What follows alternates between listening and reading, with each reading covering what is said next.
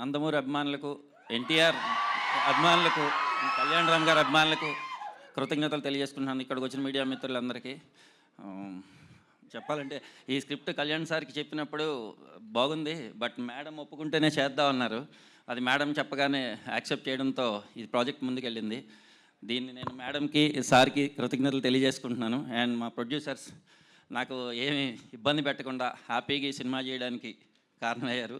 Thanks చెప్తున్నాను sir. నేను and నాకు టెక్నీషియన్స్, నా డైరెక్షన్ టీం మెయిన్లీ, అండ్ నాకు శ్రీకాంత్ విస్సా గారు సపోర్టు, అండ్ నా డైరెక్షన్ టీము, అండ్ మా రైటర్ హరికృష్ణ, అండ్ అందరూ చాలా సపోర్ట్ చేశారు. డైరెక్షన్ టీంలో ముఖ్యంగా సురేష్ అండ్ శేషు అండ్ శ్రీను గారు అండ్ అశ్విన్ అండ్ పార్దు అందరూ కూడా, అండ్ మా art director Brahma and Ajaneesh. Mainly నాకు ఇక్కడ నుంచి అంతా అజనీష్ గారు కూడా చాలా సపోర్ట్ చేస్తున్నారు. Thank you very much Ajaneesh గారు. And my DOP Ramprasad sir చాలా హ్యాపీగా, నాకు ఏ ఇబ్బంది పెట్టకుండా ఆయన సీనియారిటీ నాకు చాలా హెల్ప్ అయింది. అది నేను చాలా గర్వంగా చెప్పుకుంటున్నాను, ఆయన నాకు హెల్ప్ అయ్యారని. And thank you very much.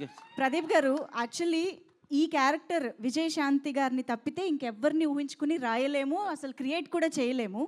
అలాంటిది ఏ ధైర్యంతో రాశారు? అసలు ఈ అమ్మ సెంటిమెంట్ని తీసుకోవడానికి రీజన్ ఏంటి? మాకు చాలా క్యూరియస్గా, ఎక్సైటింగ్గా ఉంది ఈ విషయం గురించి తెలుసుకోవడానికి. యాక్చువల్లీ నేను క్యారెక్టర్ రాసుకున్నప్పుడే మేడం అనుకునే రెడీ చేశాను. రెడీ చేసిన తర్వాత మా ప్రొడ్యూసర్ గారు సార్కి చెప్పే ముందే ఇది ఈ మేడం ఈ కాంబినేషన్ అనుకుంటున్నాను సార్ అని, కానీ సార్ యాక్సెప్ట్ చేశారు, సునీల్ గారు. తర్వాత హీరో గారి దగ్గరికి వెళ్ళినప్పుడు సార్ కూడా మేడం అని, నేను అంటే చెప్పేటప్పుడే, కథ చెప్పేటప్పుడే మేడం అని నేరేట్ చేశాను.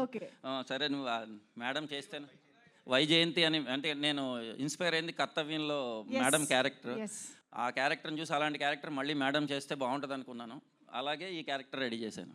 వావ్, చూసారా మ్యామ్, ఈ జనరేషన్లో కూడా మీ ఫ్యాన్స్, మీ క్యారెక్టర్ ఫ్యాన్స్.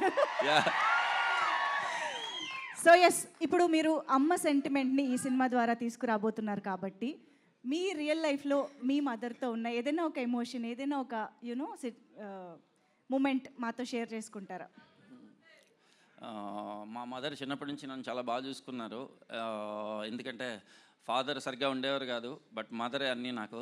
మదర్ లేకపోతే నేను ఇలా ఉండేవాడిని కాదు. అందువల్ల మా మదర్ ఎప్పుడు ఒక థింగ్ అని చెప్పడానికి ఒకటి కాదు, అన్నీ చాలా ఉన్నాయి చెప్పాలంటే. బట్ అందుకే నేను ఏ మెన్షన్ చేయట్లేదు, కానీ మా మదర్ అంటే నాకు చాలా ఇష్టం. చాలా ఎమోషనల్గా ఉంటాను ఆవిడతో.